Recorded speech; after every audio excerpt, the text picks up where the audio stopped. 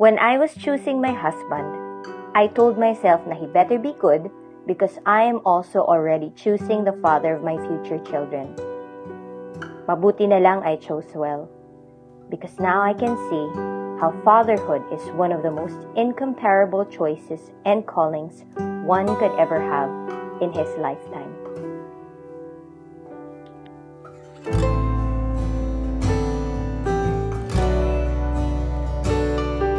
Hi everybody! Welcome to the vlog and happy Father's Day to all the fathers out there. And if you're not a father, just say happy Father's Day to your daddy. And to you, love, happy Father's Day. Thanks, sweetheart.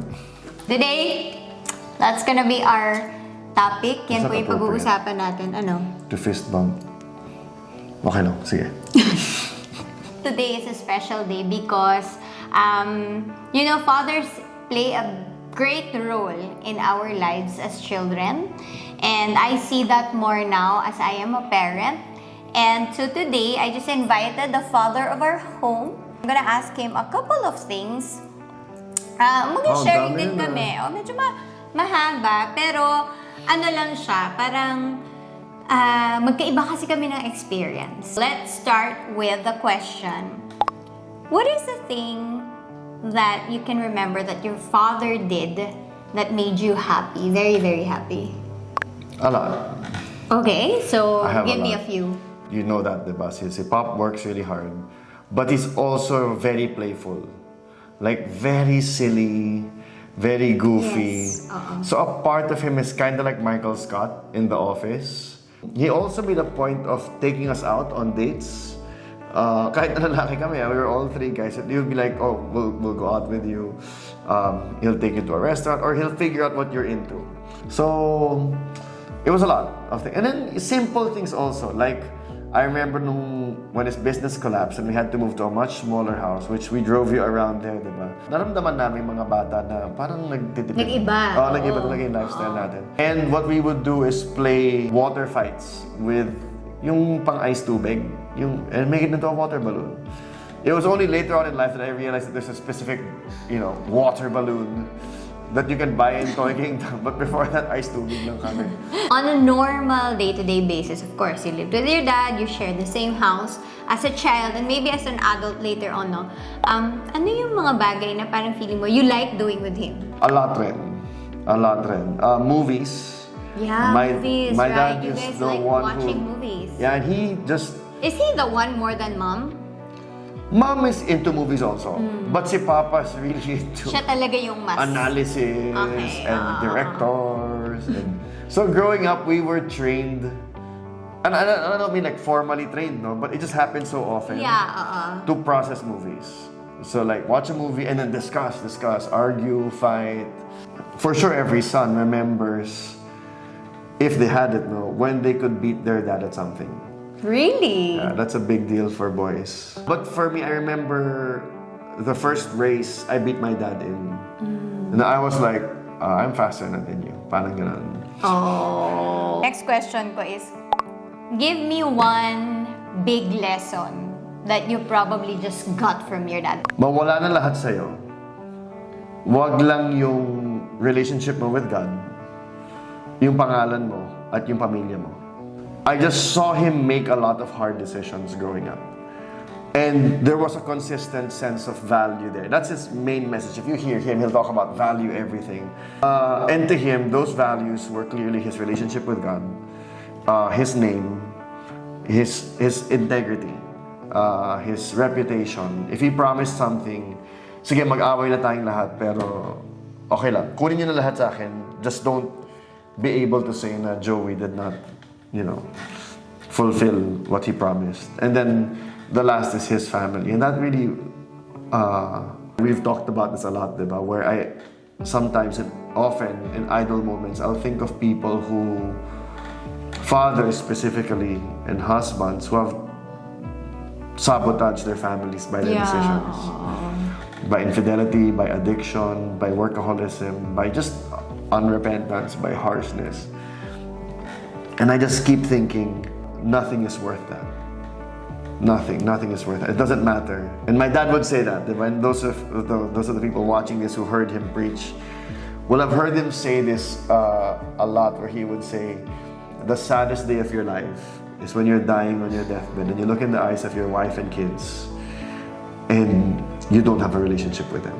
Yeah. And he would say that over and over and over again. I think what I'm also getting from you is like, so much of what you got from him is not something that, and he loves to teach, no? And talk, yeah. And yeah. talk, but it's really not what he deliberately taught, Yeah. but more like things that you caught. Di ba nga sabi na more is caught than taught Yeah. in parenting. And kasi if you're not consistent, even if you say it but you don't do it, then that kind of teaching just washes away. I've seen him cry over family friends whose kids were now growing up without a dad.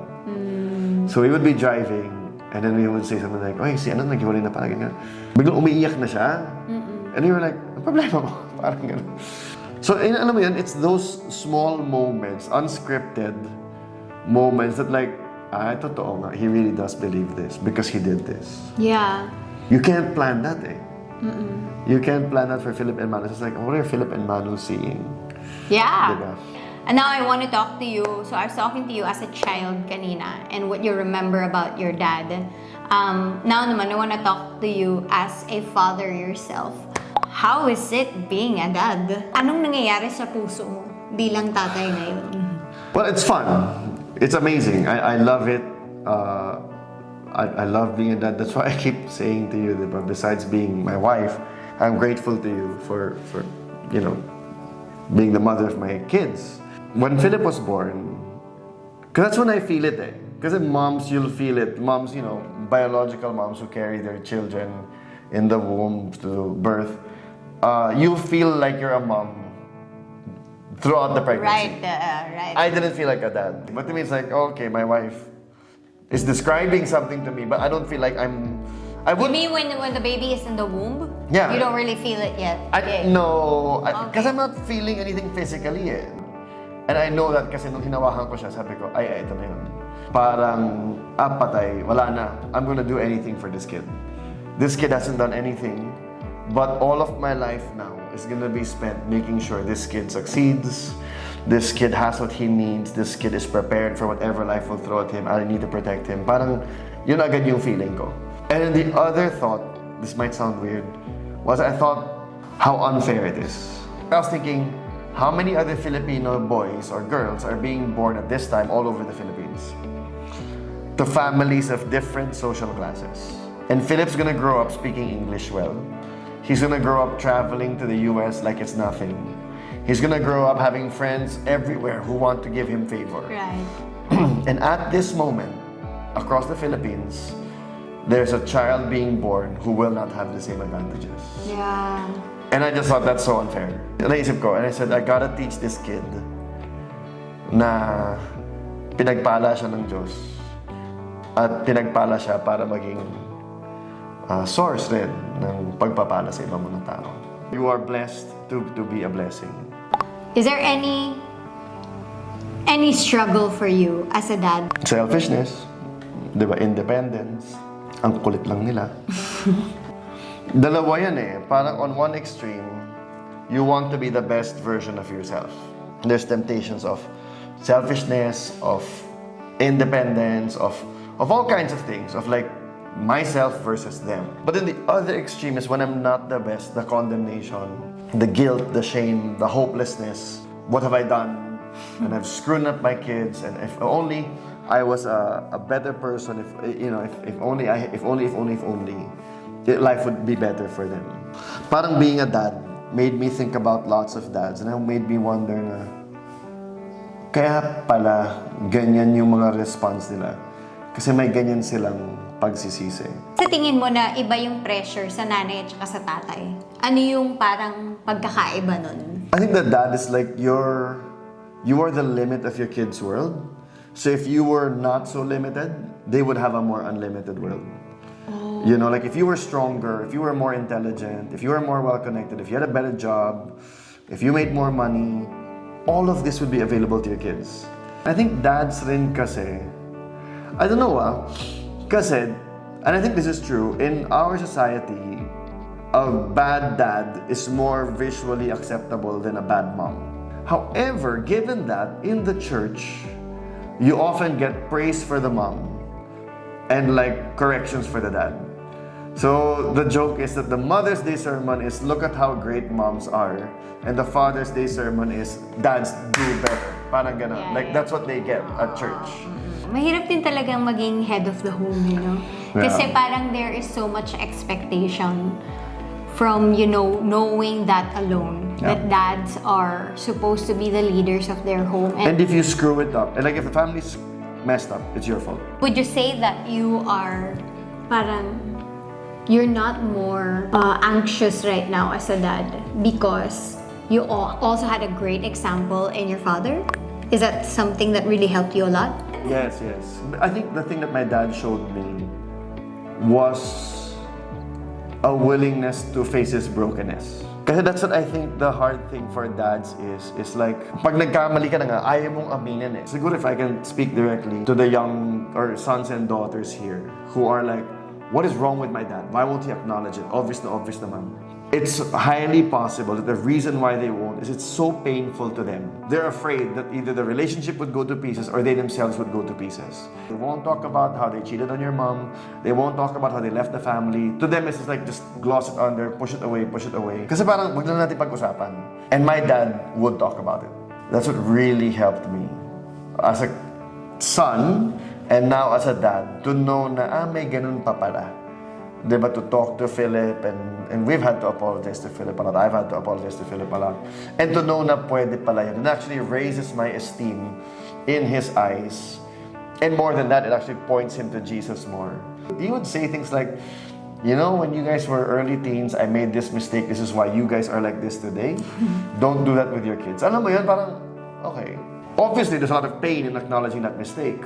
But it would be much more painful to not be able to talk about it. Yeah. You're offering your child to God. You're saying, Lord, I did my best. I messed up in some things.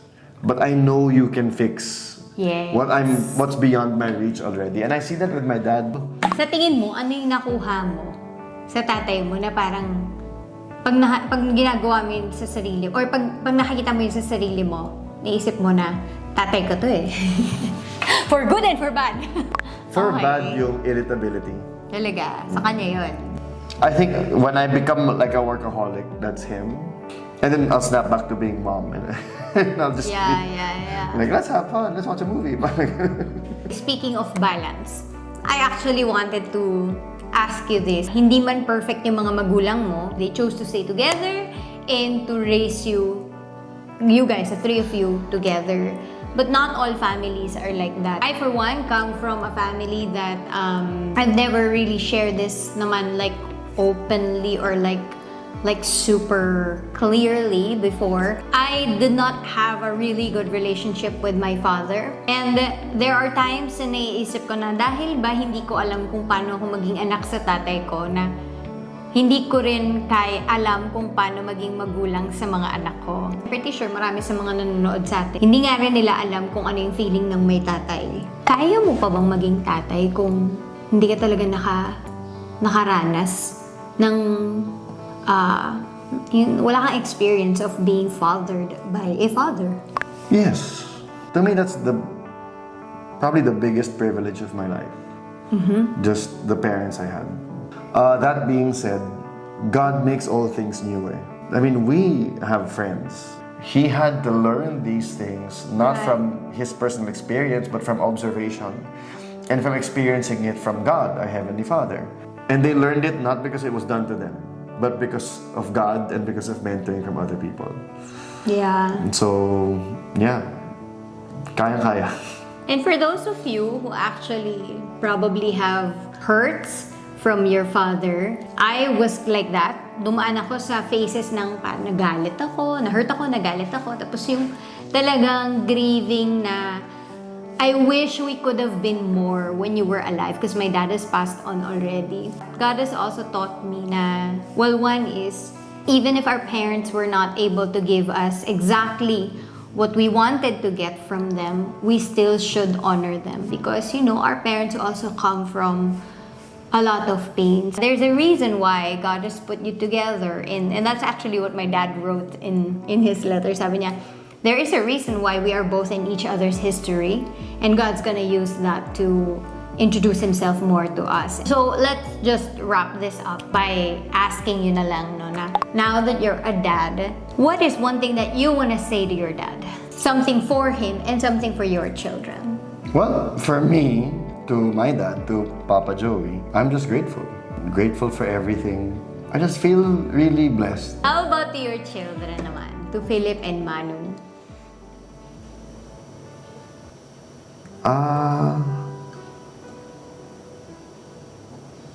Parang hirap, no? So, I'm gonna ask you a few questions about Papa. Tell me the funniest thing that your Papa's ever done. The dad jokes. Okay? The dad jokes? When I eat ramen, he says I like ramen. But then Papa says, what does ramen like you? It is fun. What is the best Bible lesson or any lesson that your Papa has taught you? He told me that Samson only started listening to God at the end of his life. It just teaches me that you can start listening to God when you're a child, when you're an adult, when you're a young man, or when you're an old person, or you can just start listening to God at the end of your life. And at the end of your life is when Samson started listening to God. Yeah. Sad, no?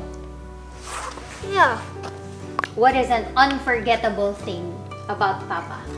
when he played Overcooked with me. Does Papa say sorry to you? Yeah. Yeah.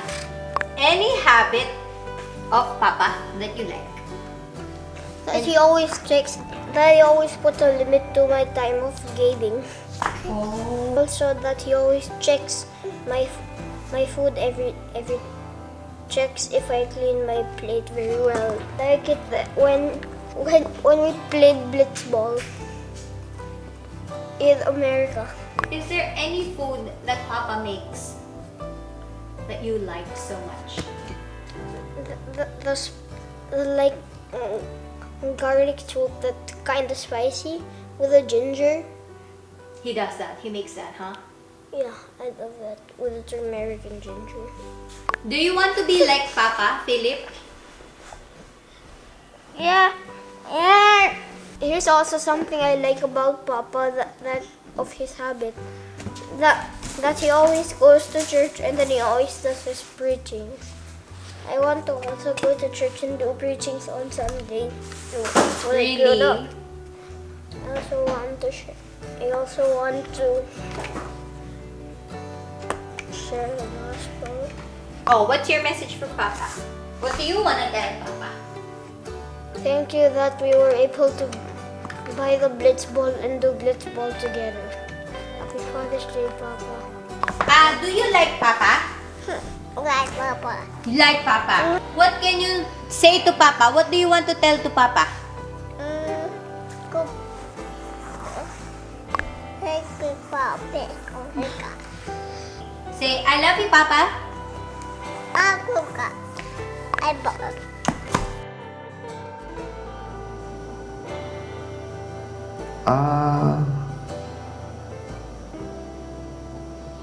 Parang hirap, no? Sasabihin ko ba dito or sana malaman nyo na lang? Well, I'll say it, but sana makita rin nila sa pamumuhay natin. That we love them. We'll always have their back. We believe that God made them with a specific purpose and call, and we're so excited to realize that nothing makes me more happy than to see them walk in that. Yeah. You know, it's funny because when you said na, that we love them, one of my realizations as a parent is that we can say that over and over. But at the end of the day, when you're an adult, parang your question is, as a parent, is like, did they really feel it? Yeah. Kasi it's different to just say it, and then it's different to know it na mahal nga talaga ako nung nanay ko, no? Diba nga sa Bible covers a multitude of sins. Ganun daw ang love. Yeah. And I feel like, kapag talagang minahal mo nga yung mga anak mo, kahit pa ang broken mo na tao, hindi mo kaya maging perfect na tatay o nanay sa kanila, it will cover that multitude of whatever mistakes. And what will come through is mahal ka pala talaga ng mga magulang mo. That's what I wanna just end with. I wanna greet all the fathers out there who have tried their best. Happy Father's Day! Happy Father's Day. We understand, well, I understand it more because of him. Your pressure, your pain, your worries, your anxieties as a father. And to those of you, to the kids out there, to the children who have great dads, go and hug your dad. Make them feel special on this day. Have them say thank you to them. Honor your parents. Yeah. Find what's honorable. So if this is like 100% of how you were raised, and only 10% or 5% is honorable, then honor that 5%. Stop bringing up this 95% Yeah. on social media, throwing it in their face or bad-mouthing your parents. Bring it to your pastor, your therapist, whoever, diba? Diyan mo siya ibuhos. But then when you talk to them, honor them for that 5%. You won't regret it. I was gonna say that na hindi ko man, at may longing yun, hindi mawawala sa atin yun. Kasi yun talaga yung perfect design na ginawa ni Lord para sa atin between children and their parents. And because I never really got to exhaust that or enjoy that with my earthly father, I don't know how it feels. And I have that deep, deep longing na sana nagkaganon ako with my dad, no? But whatever longing it is, God, my Heavenly Father, has fulfilled in each and every way and even more. Looking for that, if you realize after this vlog na nahanap mo pala yun, that you would just go to the Father that you have in heaven instead and let Him father you in this lifetime.